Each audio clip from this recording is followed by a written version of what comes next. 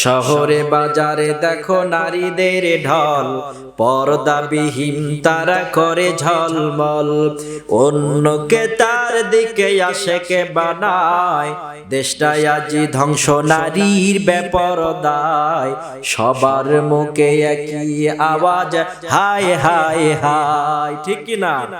ইবলিসে আজম বাংলাদেশে আগমন হয়েছে নারীর বেশে, ঠিক?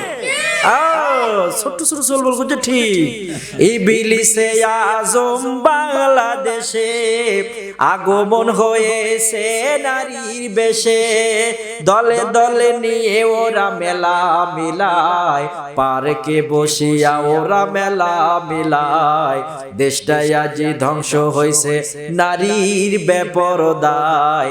সবার মুখে একই আওয়াজ, হায় হায় হায়। আপনারা তো চুপ করে বসে আছেন, হা হো কিছুই নাই, মনে হয় বলদ মার্কা গরু। আনা একটু ঝুমকা দেন, ঠিক কিনা? একটু ঝাঁকি দিতে হবে। কালো কস কি খারাপ লাগতেছে? কালো কুকিল কালো, কালো মাতার কেশ, তার চেয়ে বেশি কালো মনের হিংসা লেশ। নিম তিতা নিন্দা তিতা আরো তিতা খর, তার চেয়ে বেশি তিতা 203-এর ঘর। মেয়ে জাতি কোমলমতি কিবা মন্ত্র জানে রে, প্রেমের রশি গলায় দিয়া আস্তে আস্তে টানে রে, ঠিক কিনা? যদি একবার মেয়ে জাতি প্রেমের রশি গলায় দেয়, তুই যাবু কোনটি? তোর সাথে জাহান্নাম পর্যন্ত আমি যাইতে রাজি আছি।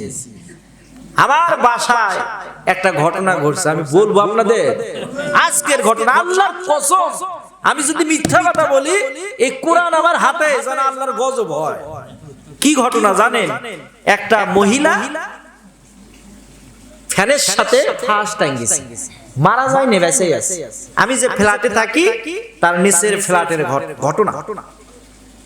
ফাঁস টাঙ্গিছে, মহিলাকে বলা হলো ফাঁস টাঙ্গলে কেন? কয় স্বামী পরকিয়া করে।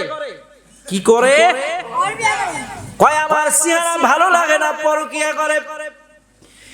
স্বামীকে আমি এত মন দিয়ে ভালোবাসি, ওই স্বামী পরকিয়া করে, ছোট্ট একটা সন্তান আছে। এবার মেয়ে বলে, আমি সন্তানের মুখের দিকে তাকাবো না, যে স্বামীকে এত ভালোবাসার পরে আমার স্বামী পরকিয়া করে। আমি দুনিয়ার ভেতরে আমি আর থাকতে চাই না, এই মুখটা আমি আর কাউকে দেখাতে চাই না। আমার স্বামী যদি খারাপ হতে পারে, আমিও ফাঁস টেঙ্গে মারা যাব। জোরে বলেন নাউজুবিল্লাহ।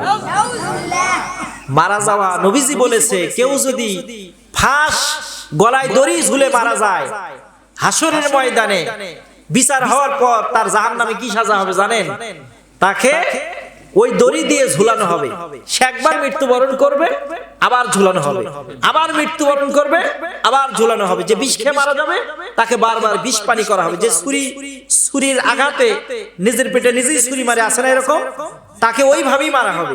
যে রেলের নিচে জীবন দিচ্ছে, তাকে হাসরের ময়দানে ওই রেলগাড়ির নিচে পিষে পিষে মারা হবে। সেই জন্য ইসলামে আত্মহত্যা মহাপাপ। আত্মহত্যা কি? ভুলেও এটা করা যাবে না, তার দুনিয়া আখিরাত সব নষ্ট। এই পরকীয়া প্রেম বাংলাদেশে আছে না নাই? জোরে কথা বলেন, আছে? তুমি যার লাগিয়া এমবি ভরো, তার তো বাটন ফোন। কেমন করে বুঝবে রে সে, কেমন করে বুঝবে রে সে, ডিজিটাল তোর মন। তুমি যার লাগিয়া এমবি ভরো, তার তো বাটন ফোন, ঠিক না? মেসেজ দিলে সেন করে না, করে না রিপ্লাই। ভিডিও ফোনে বলবা কথা, ক্যামেরা তার তো নাই রে, ক্যামেরা তার তো নাই।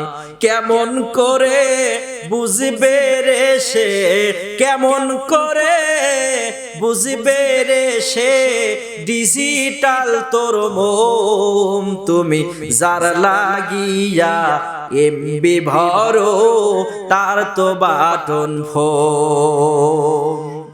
আজকের সমাজে মায়েরা পরকিয়া করে, স্বামী থাকতে আরেক ছেলের সাথে পরকিয়া। অনেক বুড়ো চাচা আছে ঘরে বউ থাকতে সুন্দরী মাইয়ার সাথে পরকিয়া করে, আছে না নাই?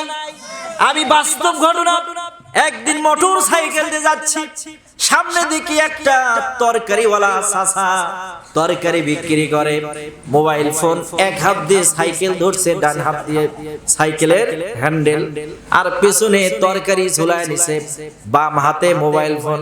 মোবাইল ফোন কানে লইয়া সামনে এনে বলতেছে